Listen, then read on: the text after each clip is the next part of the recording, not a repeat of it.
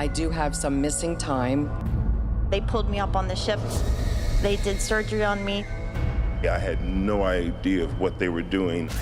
I later found may have been extracting sperm. There is a number that almost nobody talks about.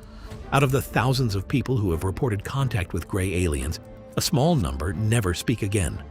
Not because they changed their minds, not because they were proven wrong, because they were never seen again. No bodies, no answers, just a missing person file, closed and forgotten in a drawer. Families are left with the same story. A strange light in the sky, a quiet night, then silence that never breaks.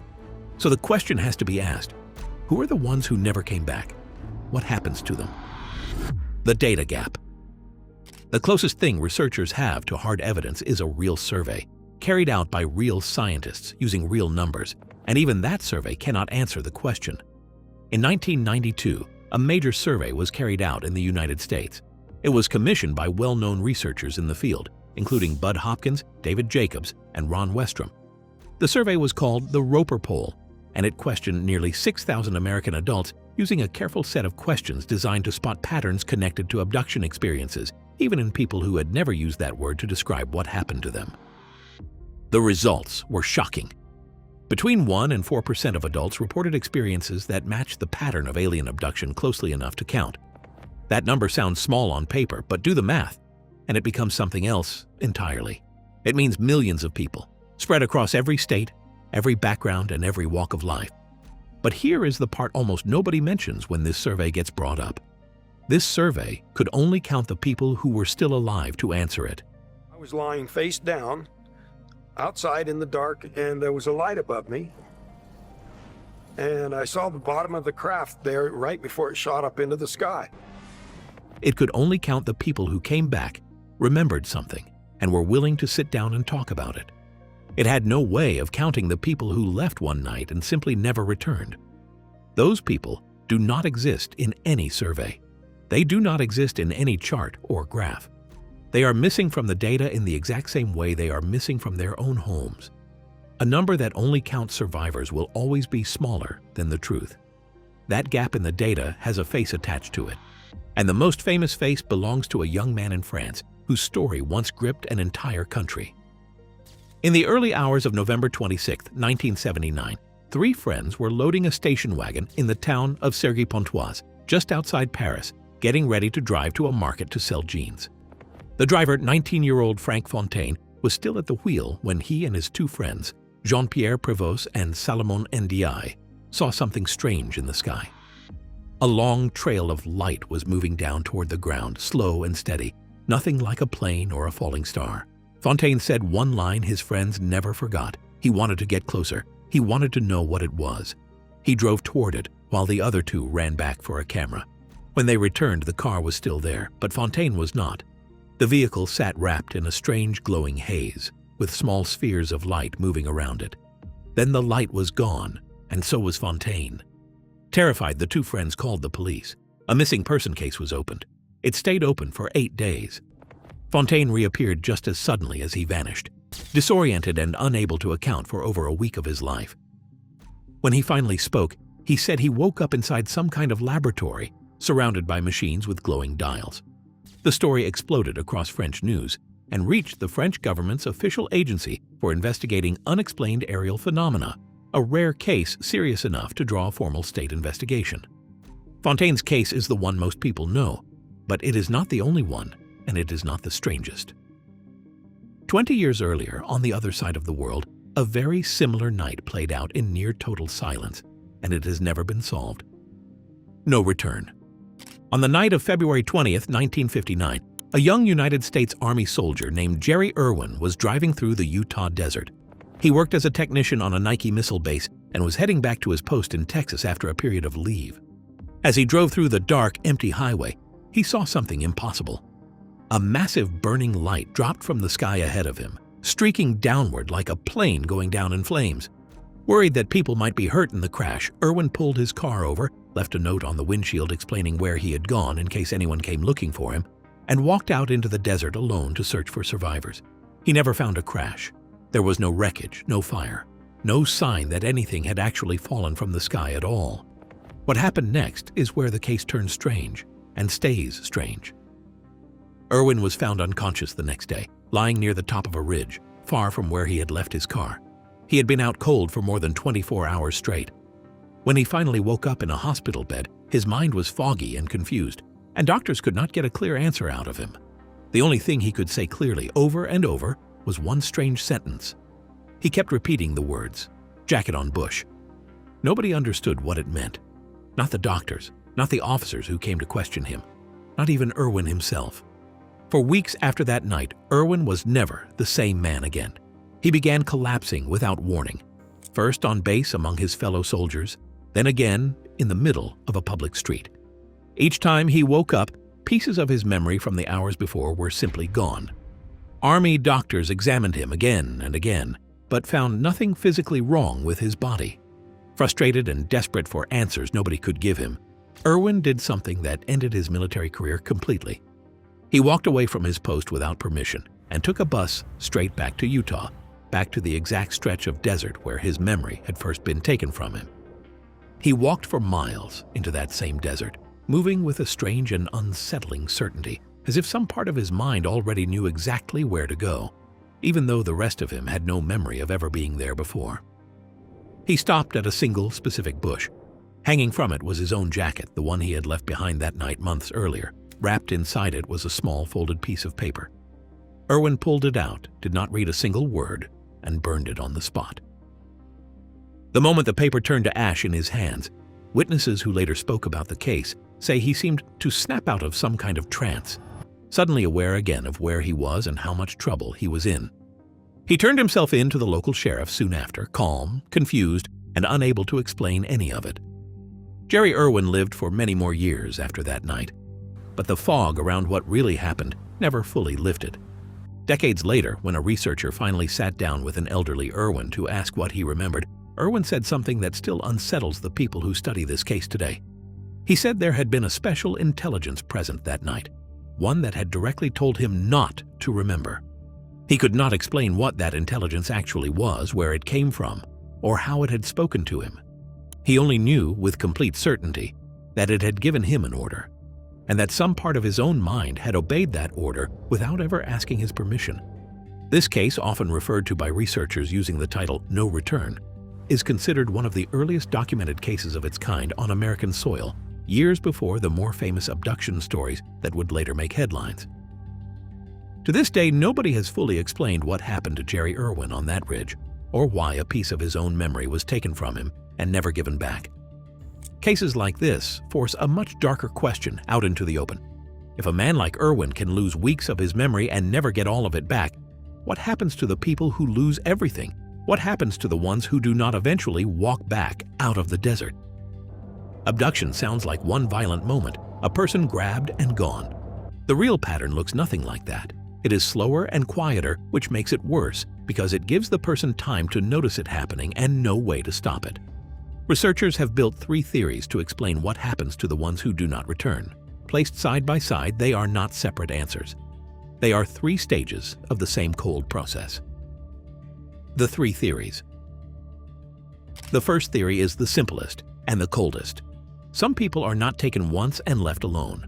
They are kept, studied, and returned to again and again across the entire course of their lives, the same way a scientist returns to check on something they are not finished studying.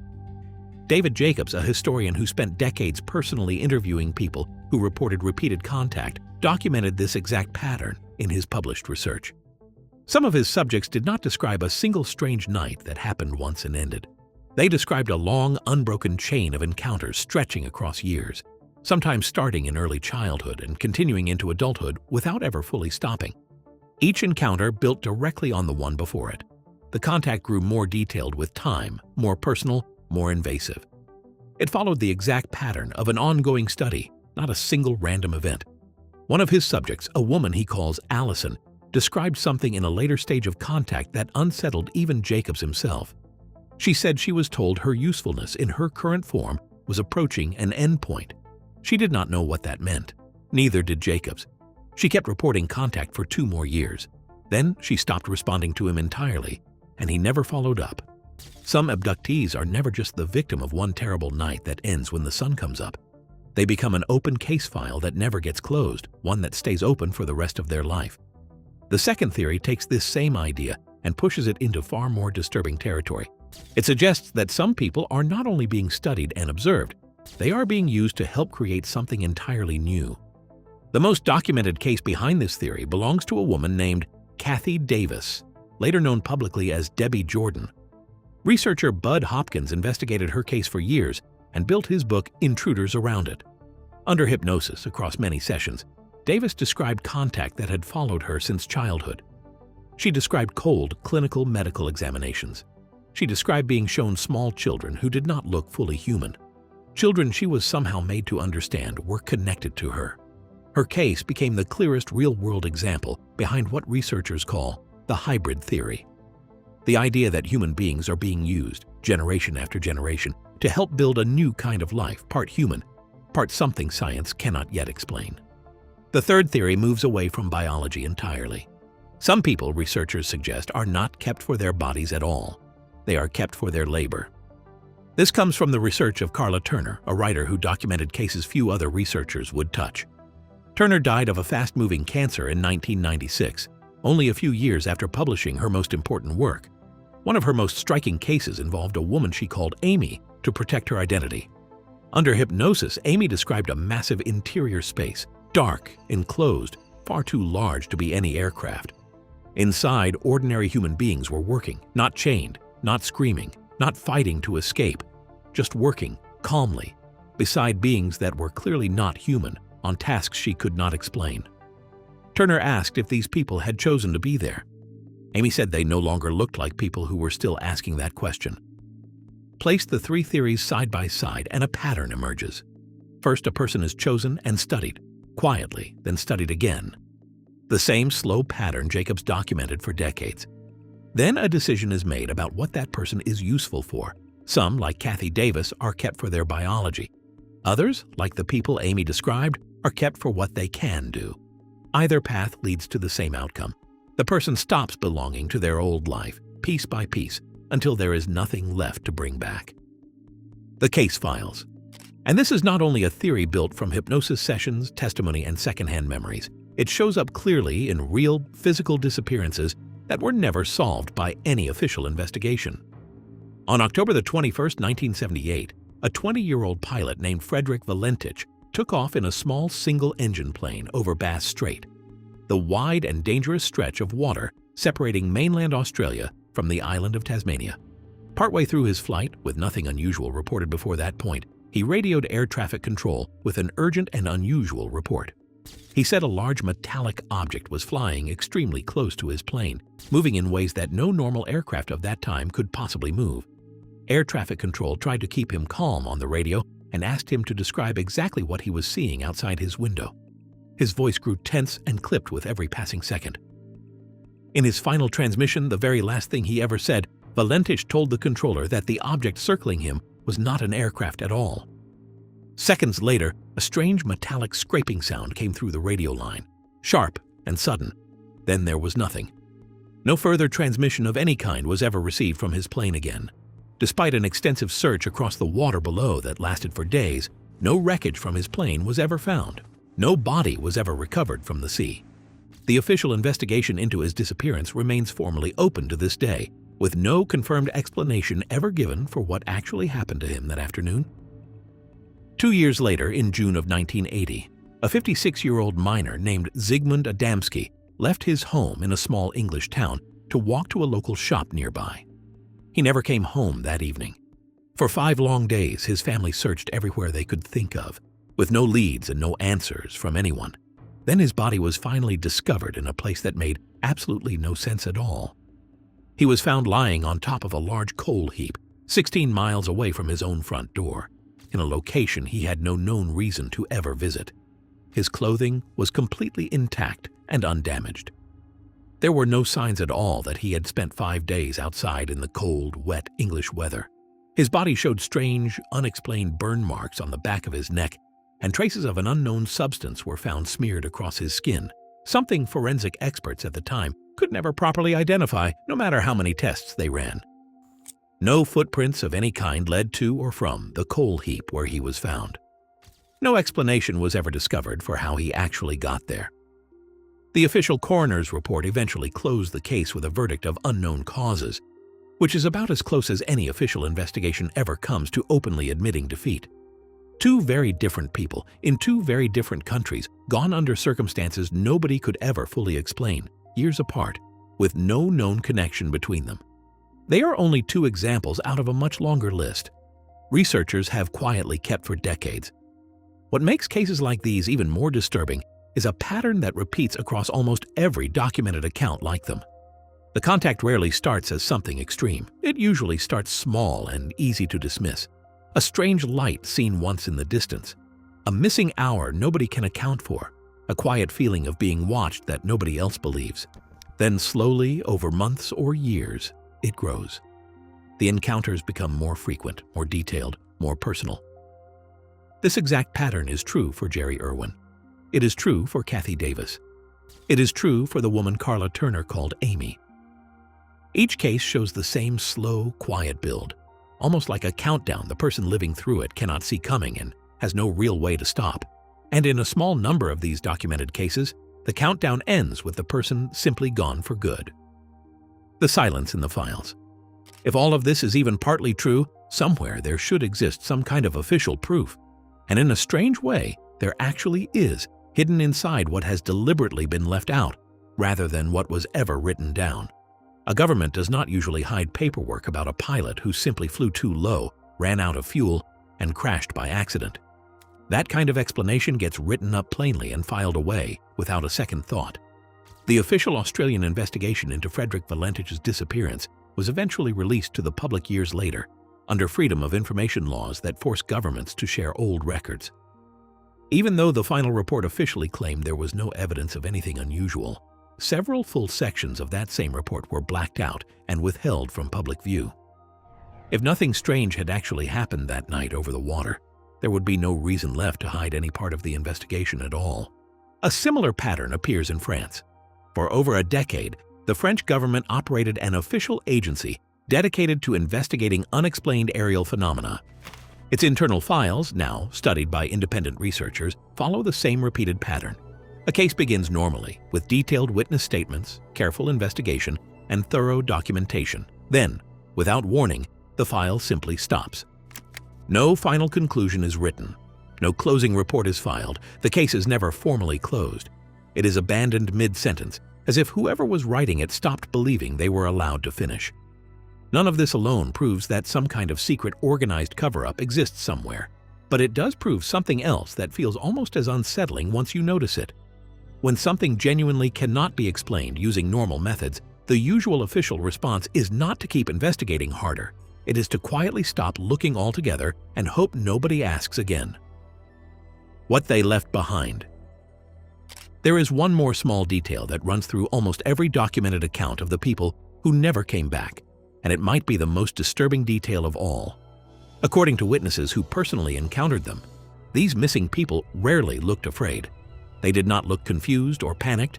They looked calm, settled, almost completely at peace, in a way that felt deeply wrong given everything happening around them.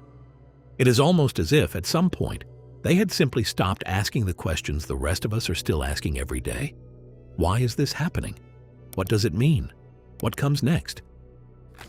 It is not the kind of calm a person shows when pretending to be fine.